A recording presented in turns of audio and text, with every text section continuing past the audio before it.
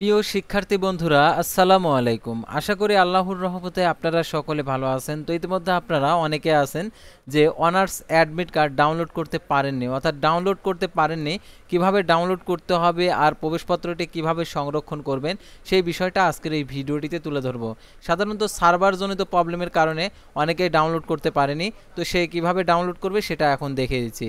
তো ভিডিও শুরুর প্রথমে অল এডুকেশন আপডেট এই চ্যানেলে প্রথমবার এই ভিডিওটি দেখে থাকলে অবশ্যই আমাদের এই চ্যানেলটিকে সাবস্ক্রাইব করে রাখবে এবং notification bell button all press করে রাখবে।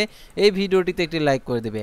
আর যারা অনার্স প্রথম বর্ষ আর কি ভর্তির জন্য যে অ্যাডমিশন যে ভর্তি পরীক্ষার দেওয়ার জন্য অর্থাৎ প্রবেশপত্র আর কি ডাউনলোড করতে পারেনি তাদেরকে যে কাজ করতে হবে, প্রথম বর্ষ সম্মান স্নাতক সম্মান শ্রেণীর ভর্তির পরীক্ষার প্রবেশপত্র শিক্ষার্থীরা আবেদনকৃত কলেজ থেকে সংগ্রহ করতে পারবে। অর্থাৎ যারা যে কলেজের আর কি ফর্মটা জমা দিয়েছে, অর্থাৎ অ্যাপ্লিকেশন ফর্মটা, সেই কলেজ থেকে আর কি সে হচ্ছে প্রবেশপত্রটি ডাউনলোড করে নিতে পারবে। অর্থাৎ সেই কলেজ ছাড়া এই প্রবেশপত্রটি ডাউনলোড করে নেওয়া সম্ভব না। তো দেখতে পাচ্ছেন এখানে যে কথাটা বলেছে, অর্থাৎ 28/5/2025 খ্রিস্টাব্দ তারিখে বিষয়ে 24-25 শিক্ষাবর্ষের অনার্স বর্ষে প্রথম বর্ষ স্নাতক সম্মান ভর্তির পরীক্ষার প্রবেশপত্র ডাউনলোড সম্পর্কে নির্দেশনা। সংশ্লিষ্ট সকলের অবগতির জন্য জানানো যাচ্ছে যে 24-25 2025 শিক্ষাবর্ষের যে প্রথম বর্ষ স্নাতক ভর্তির 31শে মে 2025 তারিখে রোজ শনিবার 11টায় ও দুপুর 12টা পর্যন্ত সারা দেশে 137টি কেন্দ্রে একযোগে অনুষ্ঠিত হবে।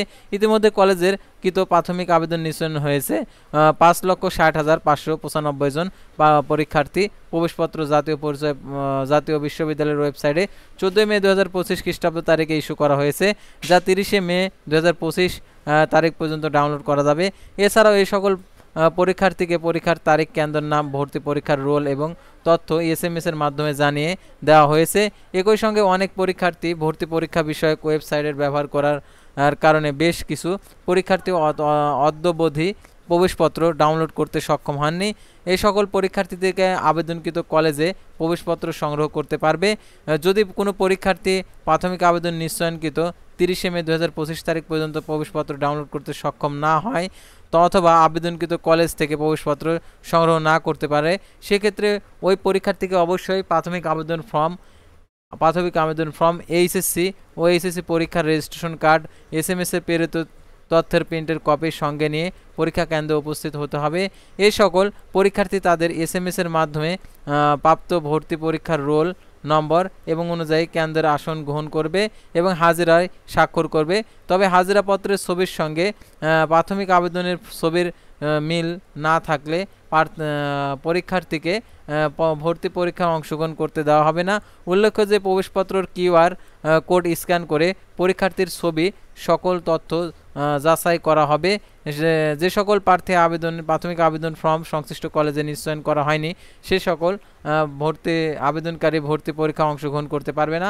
অর্থাৎ যারা কলেজে জমা দিয়েছো, অর্থাৎ যে অ্যাপ্লিকেশন কপিটা আর কি ডাউনলোড করে আর কি টাকা প্রদান করে যে কলেজে জমা দিয়েছো, তারপরে কেটে আর কি এক খণ্ড তোমাকে দিয়েছে, সেই খণ্ড প্লাস হচ্ছে তোমাদের অ্যাডমিট কার্ড, এইচএসসির অ্যাডমিট কার্ড, তোমাদের হচ্ছে আর কি যে সকল ইনফরমেশনগুলো রয়েছে এইগুলো নিয়ে তোমাদেরকে আর কি যে SMS দিয়েছে সেই SMSটা নিয়ে তোমাদেরকে পরীক্ষা দিতে আর কি কেন্দ্রে যেতে বলেছে।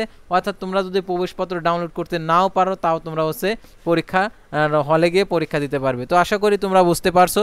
তো এখন আর কি কোনো টেনশন নাই, যারা প্রবেশপত্র পাওনি যে কেন্দ্রে আর কি প্রবেশপত্রের যে অ্যাপ্লিকেশন কপিটা জমা দিয়েছো সেই কেন্দ্রে গিয়ে প্রবেশপত্রটি সংগ্রহ করে নিতে পারবে। আর যদি না পারো, তারপরে তোমরা কি করবে, তোমাদের যে অ্যাপ্লিকেশন কপিটা যেটা ছিঁড়ে দিয়েছে সেই কপিটা নিয়ে তারপরে তোমাদের এইচএসসির যে অ্যাডমিট কার্ড, সেই অ্যাডমিট কার্ড নিয়ে আর কি আর তারপর হচ্ছে SMS এ প্রেরিত যে কেন্দ্রের নাম রয়েছে সেই কেন্দ্রের গিয়ে আর কি সেই আর কি যে সংশ্লিষ্ট তথ্যগুলো নিয়ে তোমরা পরীক্ষা দিতে পারবে। এটা নিয়ে কোনো টেনশন করার দরকার নাই।